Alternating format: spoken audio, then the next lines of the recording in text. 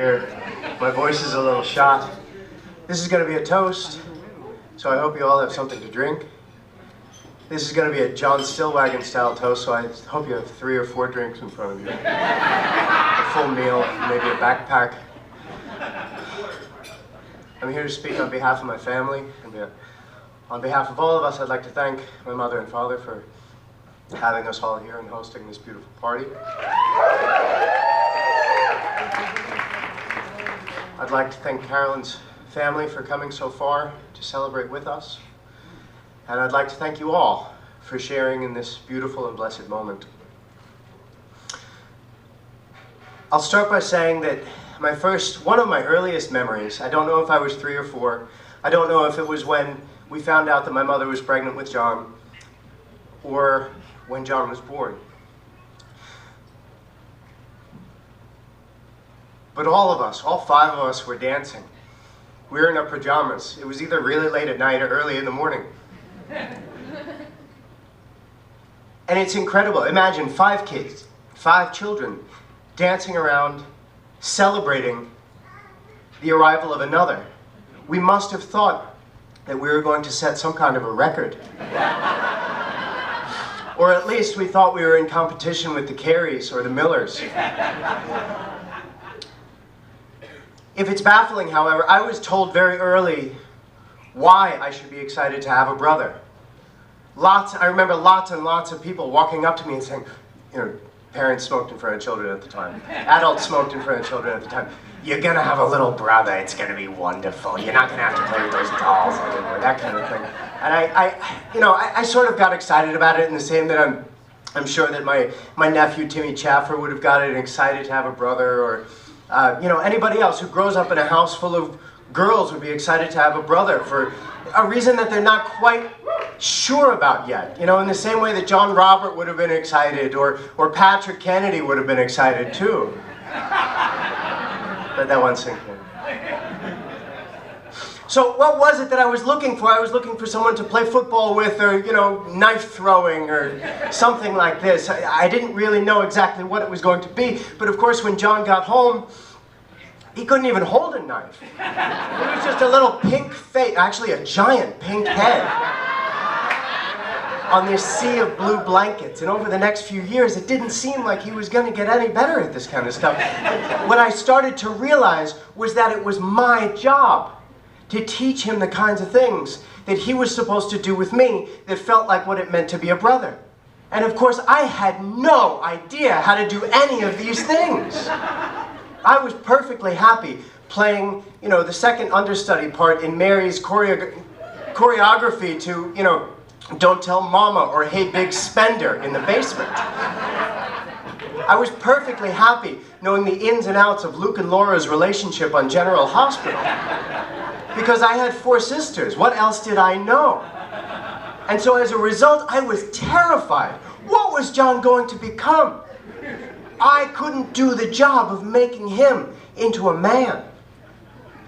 As a result, my only contribution to John's upbringing was a few depressing mixtapes between the years of 1993 and 1996. That's basically it. But the amazing thing about John, and maybe the amazing thing about my misunderstanding of how someone grows up to become a human being, or how to become an adult, is that you don't grow up by indoctrination. Everybody finds their own way. And John, from the start, as you heard Tim Sweetland say last night, is someone who has always found his own way, in a most remarkable way. John, from the start, was someone who would come home, and those of you who grew up in Point Lookout, you remember Jell-O's was a trap for parents, right? Because they had toys on every aisle. And I remember going in there as a kid and looking at the toys, and I would never think of even asking. John would come home from Jell-O's with my mother filling a prescription with, the police handcuff set that I had been longing for years but never voiced a word of. He would come home with the stuffed animal. And how did John do it? John had a sort of way of expressing his will that was totally different from anything that any of us, all 5 of us, had ever experienced. Part of it, of course, was that John and my mother were both part of the aerobics revolution in the early 80s. John spent a lot of time in the early 80s going to aerobics meetings. John and my mother both wore matching sweatsuits with white turtlenecks underneath. And of course, because he was John, he got away with it. He still had friends. John also was born with this obscene intelligence that allowed him to instantly memorize almost anything that he learned. When he was 4 or 5 years old, as many of you will remember, he received a tin of cookies or something like that, and it had a picture of every president from Washington up until Reagan, who was president at the time. Every president, all of their years in office. It took him about 6 weeks to memorize every president and all of their weeks. Now, you know, it may not impress us much if an adult like Patrick Kennedy knows, for instance, the 19th president, which I'm sure you do, right? John, of course, will tell us. Hang on, 19th, give me a second. All right, we're going to let him off the hook. Wait. Rutherford B. Hayes. You got it.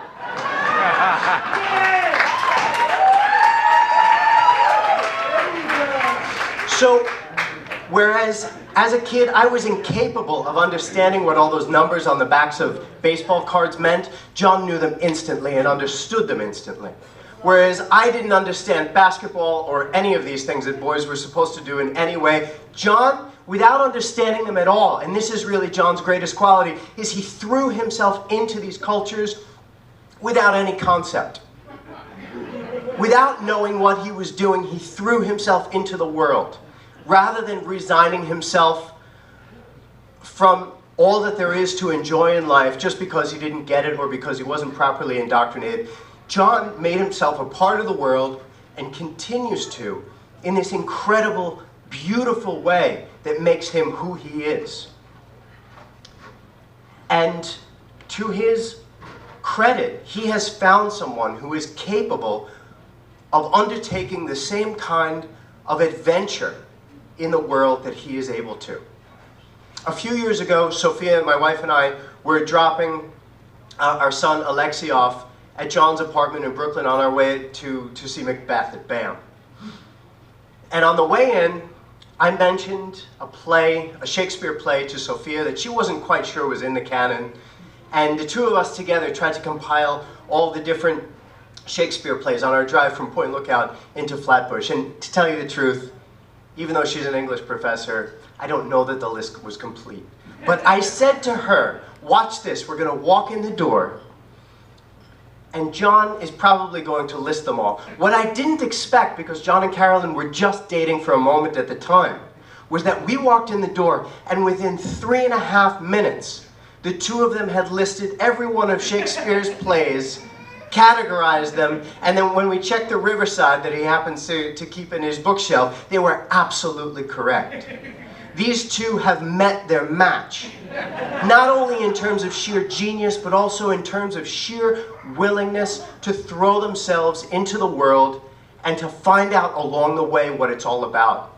And this is probably the greatest characteristic, the greatest thing we can say about them, because all of you in this room who are married will join me in saying to John and Carolyn that they have no idea what they're getting into.